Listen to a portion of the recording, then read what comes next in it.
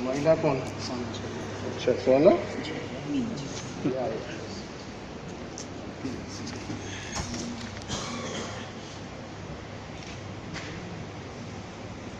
Respected Panchayat ji,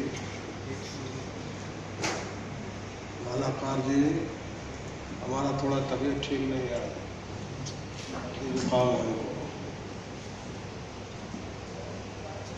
और मालाकार जी, सर्वेंद्र जी, सोना जी, अरविंद जी, सभी नौजवान दोस्तों, मित्रों,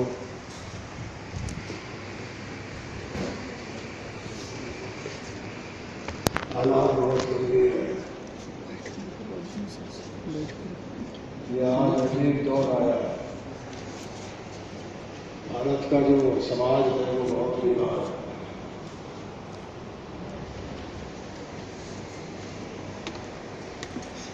उसकी बीमारी जो है वो बहुत गहरी है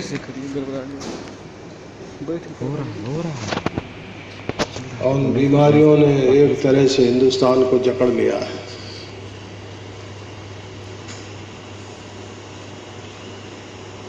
मैं मानता हूं कि आज़ादी के 70 वर्ष में ऐसा दौर, इतनी विकट परिस्थिति, भयावह हालात कभी रहे नहीं है।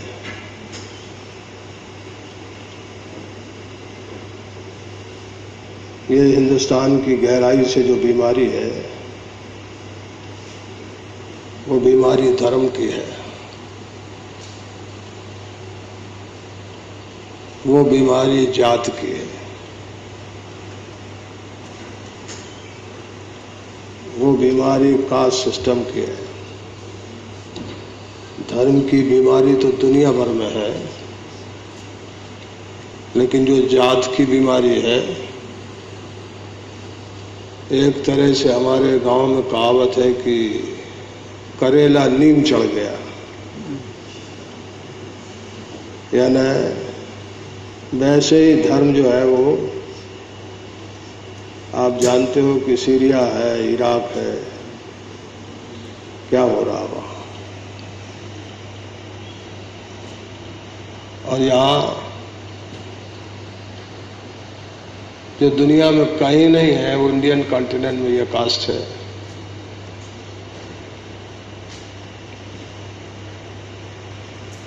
वो कोई किसी तरह से आदमी की मुक्ति नहीं है। जात ऐसी चीज है कि उससे कोई मुक्ति नहीं होती, और जो मुक्ति नहीं होती तो फिर जो विषमता है वो जहां खड़ी रहती वहीं खड़ी रहती है। जात जमा हुआ, यानी एक तरह से स्टील्ड, जहां जो है वो वहीं फिक्स है, जो जहां है वहीं,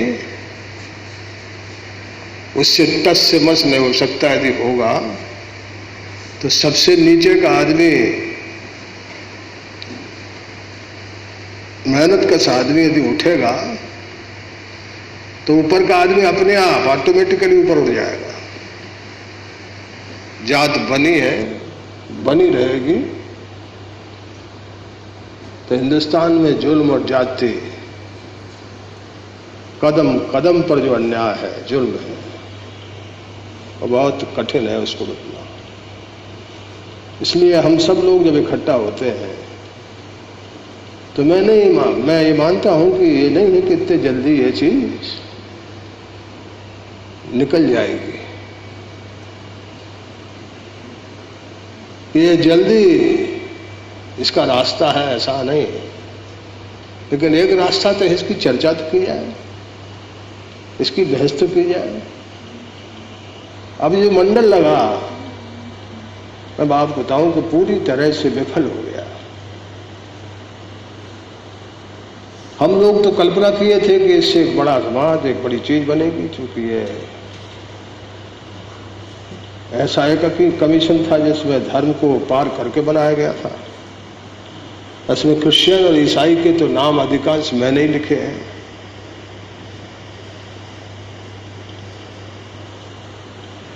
सिख तो कल ही हिंदुस्तान से हिंदू से सिख बना है, लेकिन क्रिश्चियन और मुस्लिम में तो कई तरह की बदलाव हो गए, उनकी जात पहचान नहीं आती थी।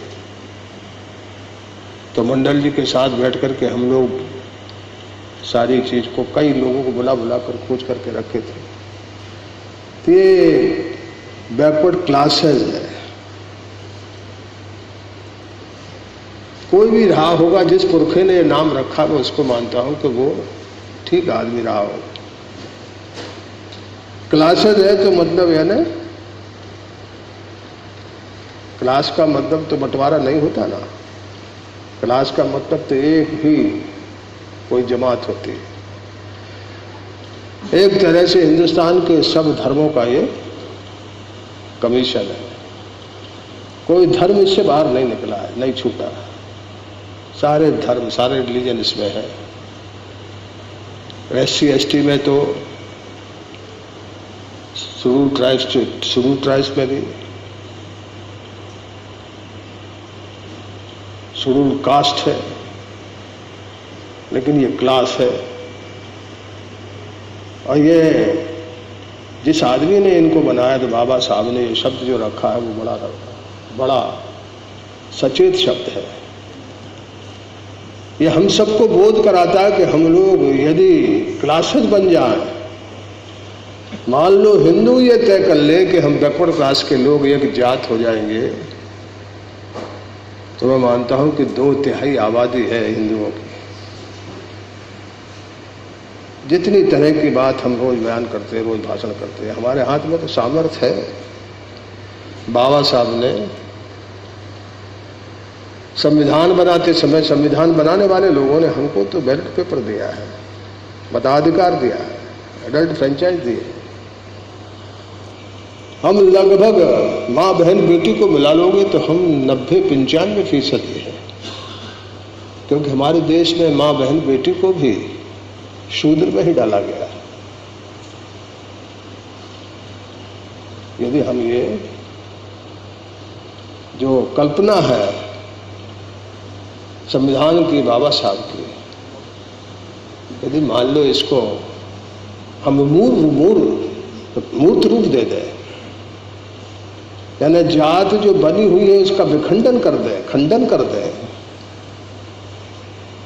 मान लो नहीं कर सकते तो चर्चा तो करें।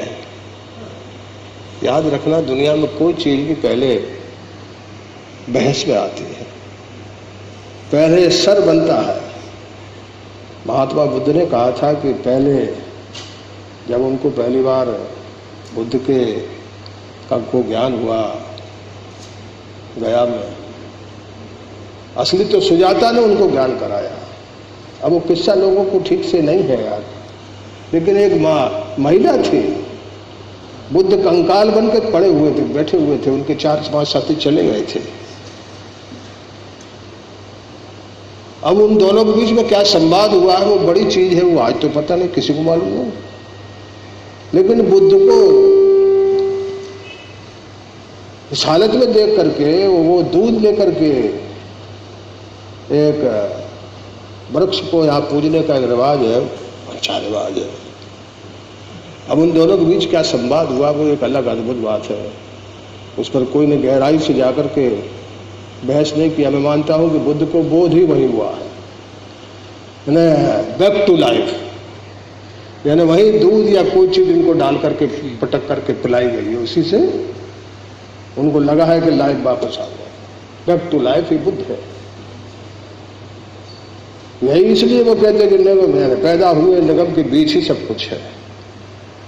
और जब वो आए सारनाथ तो उन्होंने और क्या किया था, ये जो माथा है 5 आदमी जो छोड़ के भाग गए थे, उनका माथा जो है वो समबोध करा दिया।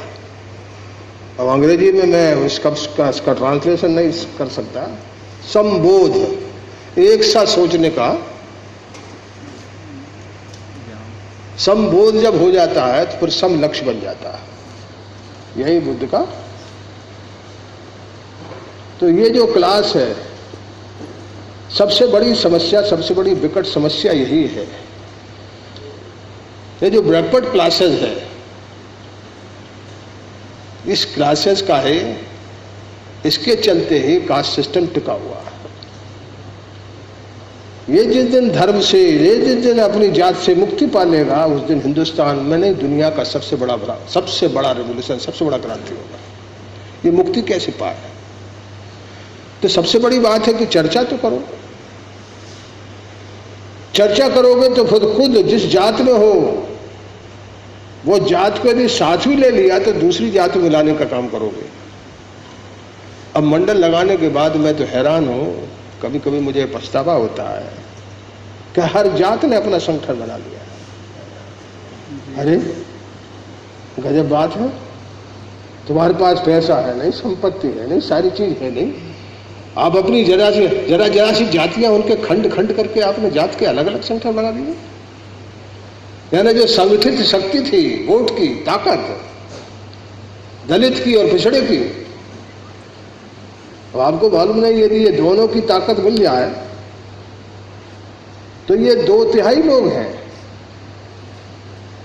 मां बहन बेटी मिल जाए तो ये 90% लोग हो जाते हैं। मगर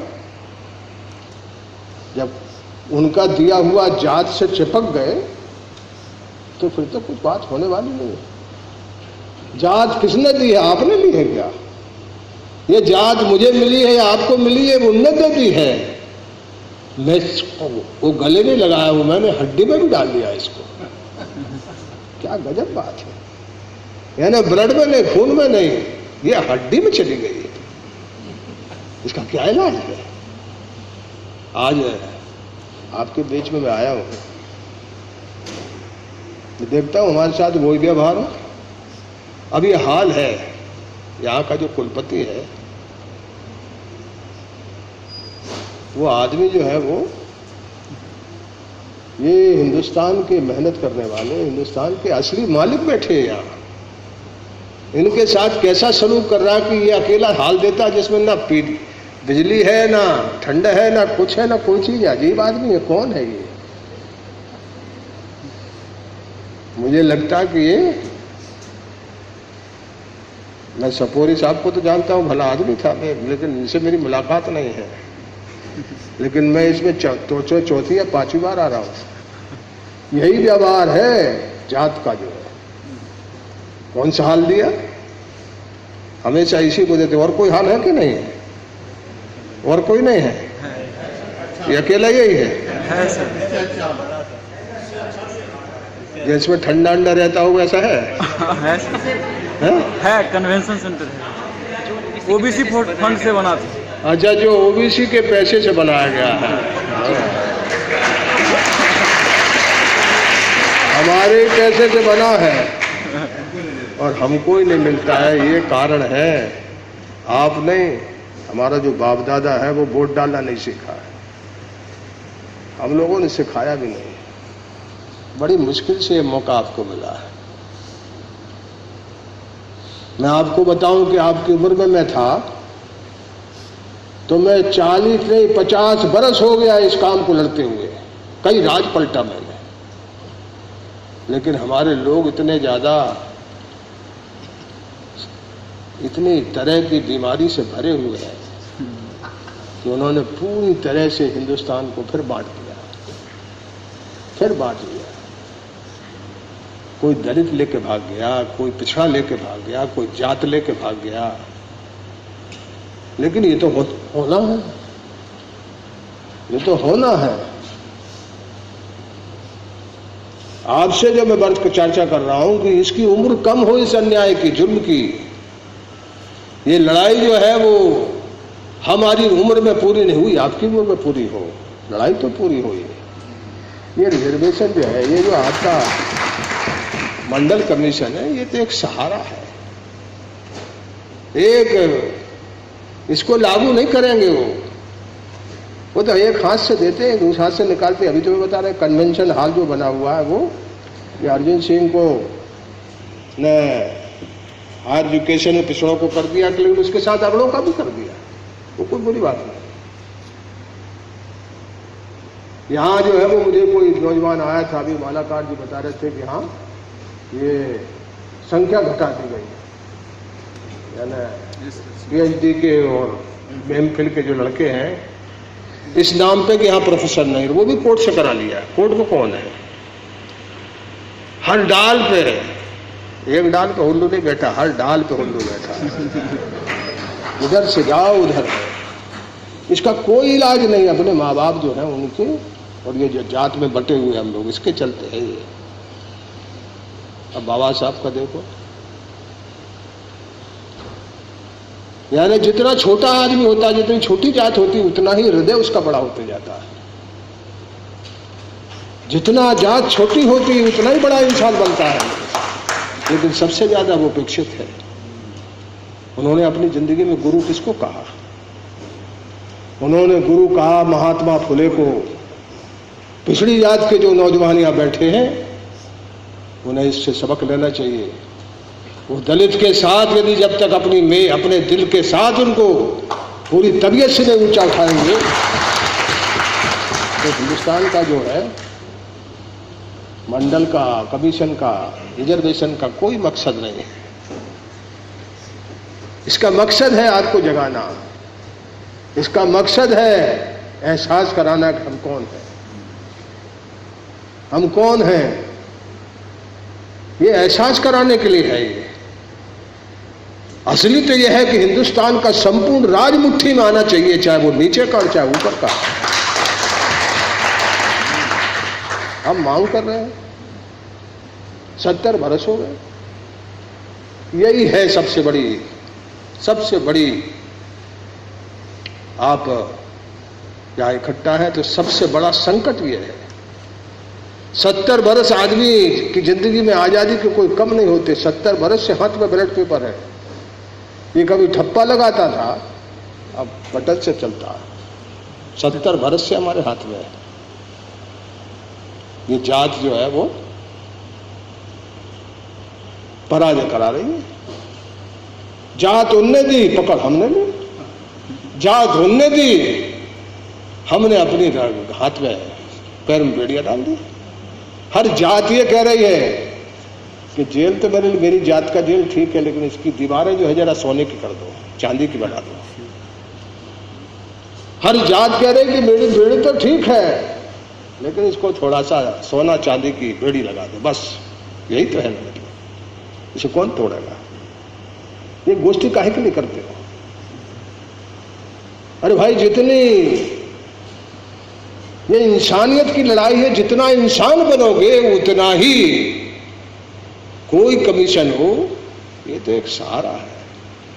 असली तो हिंदुस्तान का जो सब तरह के पाप निकलते हैं इस दिल्ली के राज से, ये सब सारे पाप सारे गुनाह निकलते हैं दिल्ली से। 70 बरस से इस जो राज है दिल्ली का, यहां से राज सरकारों से भी नहीं निकलते। ये दिल्ली सरकार है जिससे सब कुछ निकलता है। ये caste system is the system. इसे नहीं तोड़ोगे तो बात कैसे बन जाएगी? इसलिए बात यह ना कि मैं कभी कभी सोचता हूं कि कोई ऐसा आदमी पैदा हो, कबीर एक आदमी पैदा हुआ हिंदुस्तान में जिसकी कोई जात नहीं है। हजारों बरस में सहाभागा देश है, इतना दुष्ट देश है ये, इसमें एक आदमी नहीं हुई। इतना बांझ देश है ये, इसमें एक आदमी पैदा नहीं हुआ। एक आदमी पैदा हुआ जो इंसान था, वो महात्मा कबीर था, जिसकी ना जात थी ना धर्म था। अब बेहूदे लोग ढूंढ रहे हैं कि कौन जात का था, बेहूदे ढूंढ रहे हैं कि कौन धर्म का था। एक ऐसा बांझ देश है, हजारों बरस में एक इंसान पैदा हुआ, उसका नाम कबीर है। और कबीर से बड़ा कोई आदमी नहीं है धरती में, जान लेना। तो मैंने बहुत दुनिया का साहित्य पढ़ा, दुनिया देखा, लेकिन कबीर से ज्यादा सच और संपूर्ण सच हो, संपूर्ण तरीके से परफेक्ट समाज के लिए जो जरूरत है उसको, ऐसा विचार, ऐसी बात, ऐसा काम अपने जीवन में करके गया। वो इंसान था इसलिए करके गया, आदमी यहां नहीं बन पाया। मैं कितने कोशिश करता हूं कि लोग मुझे आदमी मान लें, लेकिन कई लोग नहीं मानते। करूं क्या मैं? मुझे पता चले कोई धरती में कोई उपाय हो कि कई माओं के पेट से मैं निकल सकूं, तो मैं ये उपाय भी करने को तैयार हूं। इस जात का क्या करें हम? इस जात में आग लगाना, इस जात को बार देना, मिटा देना, धरती में मिटा देना, यही एक काम। नहीं तो दिल्ली का राज तुमको हारा ले आएगा। उत्तर प्रदेश में नहीं जीते हैं वो। उन्होंने धर्म में बंटवारा किया, उन्होंने हिंदू धर्म की जात जात के खिलाफ नफरत पैदा की। अब किसी जात का कोई आदमी बन गया, कुछ थोड़ा बहुत मिल गया उसको, उससे सब लोगों को भड़का रहे हैं। वो भड़काएंगे, जात रहेगी, भड़काएंगे। इस जात का ही क्लासेस का मतलब है, बैकवर्ड क्लासेस का मतलब है, क्लासेस का मतलब है कि हम जात में रहते हुए अपनी जात को भी समझाएं, दूसरी जात को एक साथ व्यवहार ऐसा करें कि वो हमारी जात को मानना, ऐसा काम करें कि कम से कम चर्चा तो करें। इतनी गंदी चीज, इतनी खराब चीज जिसको हमने गले लगा लिया। मंडल के बाद इतने जातियों ने अपने अपने संगठन चला दिया, इतना नाश किया इस देश का कि ये देश 100 बरस फिर पीछे चला गया। वो बीजेपी आजकल की जो सरकार है वो यही काम कर रही है। सबसे ज्यादा फायदेमंद है, एक उल्लू को पट्टा यहां से ले लो, दूसरी जात के उल्लू के पट्टे वहां से ले लो, तीसरी जात के उल्लू के पट्टे वहां से ले लो, सब उल्लू के पट्टे यहां से वहां तक उठा लिए, और जात जो है वो उल्लू पट्टों को चाट रही है, चाट रही है, मौज कर रही है, ढोल बजा रही है। अरे जात किसने दी है तुमको? किसको गाली देते हो? और उसकी दी हुई जात जो है उसको गले लगाते हो। और गले लगाने से शरद यादव जैसा आदमी पिट गया, अपनी उम्र में सफल हो जाता लेकिन नहीं हो पाया। इस जात ने नाश करके रखा है। हजारों लोग ऐसे काबिल मर गए इस देश में। जात मारती है, जात थोड़ा बहुत देती है, लेकिन जात आदमी को मार देती है, राजनीति को मार देती है। जात जो है वो भारत को, देश को हजारों साल से बुरी हालत में रखती है। इसलिए जात में कोई वस्तु में तो आपके नहीं है, लेकिन जात में रहते हुए जात को भी समझाओ, उसे विस्तार दो, उसे दूसरी जात जो कि तो तुम्हारे जैसी है उसके साथ मिलाओ। संभव हो तो मेट्रोपोलियन देख लेना, कल से शुरू करना। देखो जिन लोगों ने जात बनाई वो होशियार लोग हैं, उनकी होशियारी को भी कभी कभी देखना चाहिए। मैट्रिमोनियल देखो, उसमें पूरा लिखा रहता है कि जात is not barrier, caste is not barrier. क्या लिखा रहता है? किसके मैट्रिमोनियल होती है? अधिकांश अपर कास्ट के लोगों की। Caste is not barrier. अब जब जाओगे कोई आदमी दलित जाए, पिछड़ा जाए, तो पता चल जाए कौन जात का है। यदि मान लो ऊंची जात के में से बनिया है, बामन है, कायस्थ है, ये है वो है, तो दोनों शादी हो जाएगी। मैंने 20-25 शादियों में अभी गया हूं, वो तो जात तोड़ने लगे, ये जात पकड़ने लगे। क्या करें? वो जात तोड़ने लगे, आप जात पकड़ने लगे। पराजय इसलिए हुई है आपकी। ये पराजय एक नहीं, सदियों रहेगी यदि आपने बदलने का काम नहीं किया। और ये कॉलेज कैंपस में आ गए हो तो जितना बन सके उतना नीचे जाकर के अपना जो आदमी उसको जगाओ, उसको उठाओ, उसे कहो।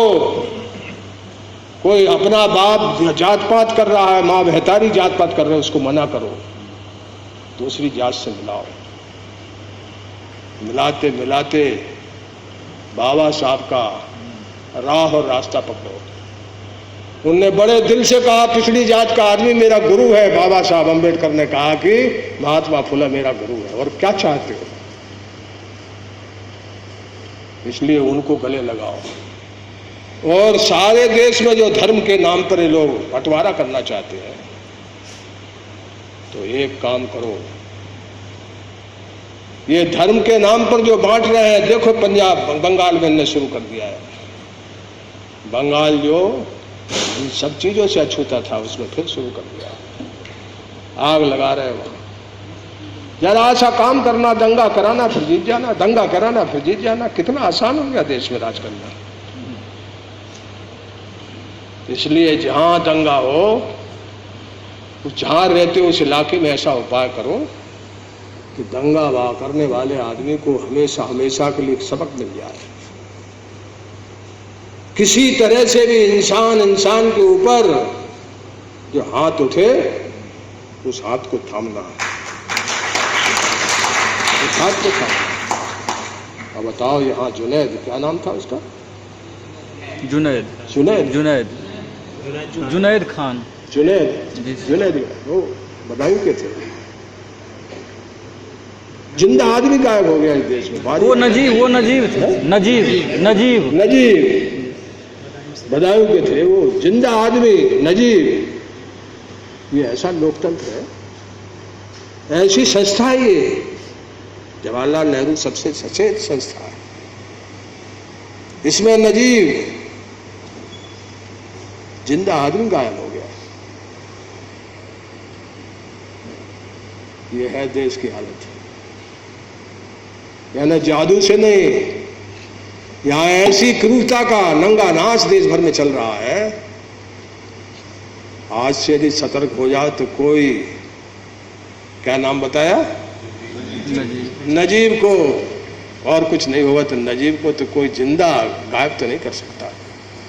वो हाथ पकड़ लोगे। मैं आपको बताऊं कि आप मुझे आज यहाँ सम्मान कर रहे हो। मैं विश्वविद्यालय का छात्र नेता था। पूरे एक उषा भार्गव कांड हुआ था।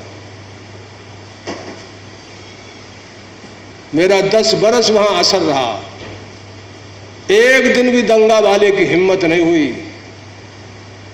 मैंने कह के रखा था कि दंगा करने वाले लोगों जान लेना कि पहले मुसलमान हिंदू करने के पहले हम लोगों से लड़ना पड़ेगा। तो दंगा तो है, दंगे से ये देश ऐसी बुरी जगह फंस गया है। ये धर्म ने इस देश को यहां फंसा दिया है।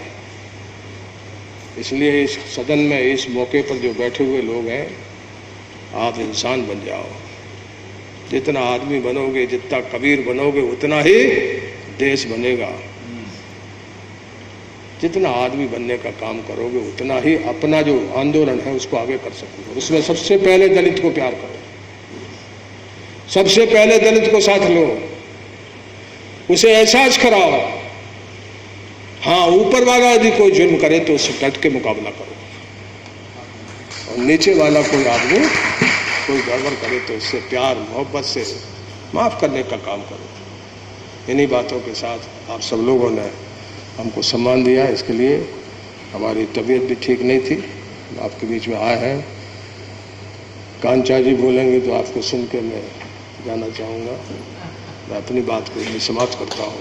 बहुत बहुत शुक्रिया।